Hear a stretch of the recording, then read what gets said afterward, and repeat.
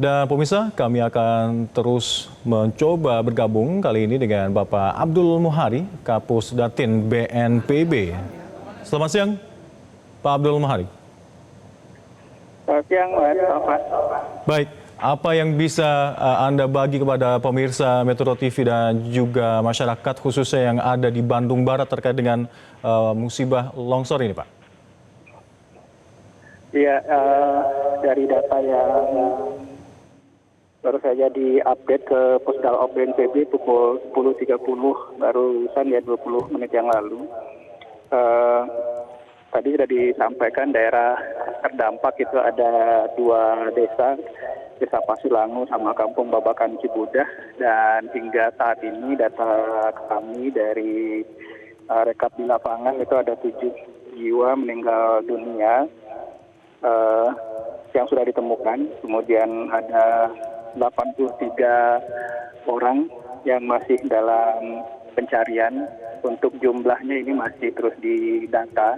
Kami harapkan bagi warga yang merasa ada kehilangan sanak saudara segera melaporkan ke posko di BPBD di lapangan. Dan secara umum ada 113 jiwa yang terdampak. BNPB saat ini sudah meluncurkan 1 tim reaksi cepat ke lapangan dan kita terus berkoordinasi dengan Basarnas untuk pencarian dan pertolongan korban hilang, Mas Alvan. Selain tim juga pasti dilengkapi dengan alat-alat yang memungkinkan untuk melakukan proses evakuasi, apalagi banyak korban yang dinyatakan hilang, 80 lebih, Pak. Ya, kita juga membawa 1 drone thermal ya, untuk bisa melihat dari atas situasi medan secara keseluruhan, dan kita harapkan ini nanti bisa berkontribusi pada pertimbangan personil bagi tim SAR gabungan. Total berapa petugas SAR yang dikerahkan di sana, Pak? Ini kami masih terus berkoordinasi untuk tim SAR di lapangan, dan tentu saja tidak hanya personil SAR, juga ada relawan dan tim potensi SAR setempat. Nanti kita akan melihat langsung di lapangan untuk benar-benar melihat apakah hingga saat ini sudah mencukupi atau perlu dipertebal personil dan perangkat di lapangan. Baik, untuk wilayah Cisarua ini bisa dibilang dalam tanda petik adalah supermarketnya bencana, Pak. Apakah BNPB juga melihat kejadian kali ini sebagai dampak kumulatif dari degradasi lahan di kawasan Hulu Bandung Barat ini? Ya, Bandung Barat termasuk salah satu daerah dengan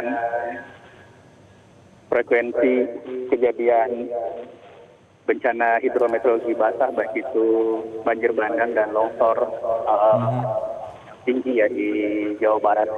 Dan karakter dari tanah di tengah ke selatan Jawa Barat ini adalah tanah gembur, artinya porositasnya itu besar. Jadi kalau ada hujan intensitas tinggi maka akan sangat rawan terjadi longsor. Jadi kita harapkan memang benar-benar ini seharusnya lereng-lereng ini benar-benar kita isi dengan vegetasi supaya bisa setidaknya menjadi penahan tanah ya. Pak, sudahkah berkoordinasi dengan BMKG terkait dengan prediksi cuaca di wilayah Bandung Raya, Pak? Kita terus berkoordinasi dengan BMKG, dan saat ini ada 4 pesawat kita yang terus melakukan modifikasi cuaca.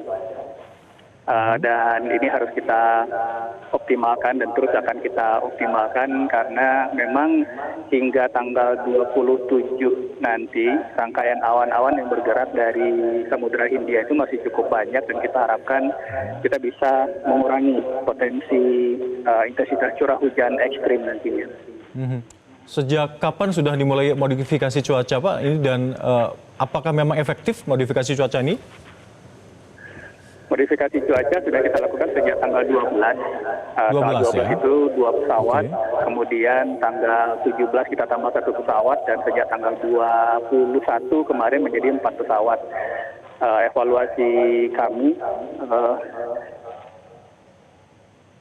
ini cukup efektif hingga 48%, tetapi tentu saja modifikasi cuaca ini tidak untuk menghilangkan hujan ya, tetapi mengurangi dari hujan ekstrim ke hujan tinggi, dari hujan tinggi ke hujan sedang, dan hujan sedang ke hujan ringan.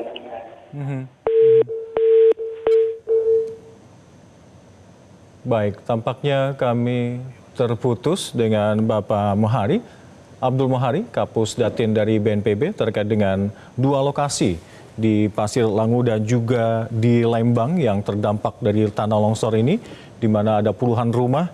Dan hingga kini update informasi data yang kami dapat dari BNPB hingga saat ini, hingga pukul 10.30 waktu Indonesia Barat tadi, ada 7 korban jiwa meninggal dunia.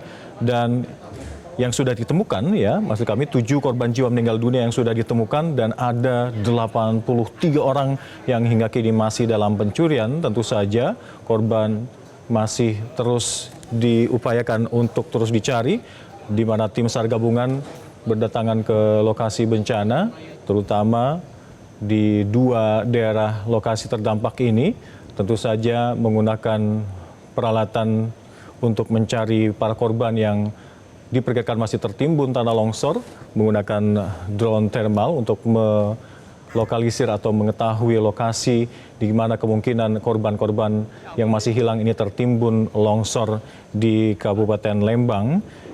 Dan tim SAR gabungan akan segera mencapai lokasi dengan peralatan yang dibawa. Diperkirakan tadi sekitar 20 menit lagi tiba di 2 lokasi yang terdampak bencana ini, pemirsa. Dan BNPB sudah jauh-jauh hari memetakan kawasan Bandung Barat ini sebagai wilayah yang cukup rawan akan potensi kemungkinan terjadinya tanah longsor. Kami akan terus mengupdate informasi terkait dengan tanah longsor yang terjadi di 2 lokasi yang ada di Bandung Barat ini, pemirsa, di mana puluhan rumah yang ada di Desa Pasir Langu, Kecamatan Cisarua, Lembang, Bandung Barat, dan juga ada 1 daerah lainnya tertimbun longsor. Dan akibat peristiwa ini, kami update informasi ada 7 orang yang ditemukan tewas dan meninggal dunia, dan 83 orang dilaporkan hilang.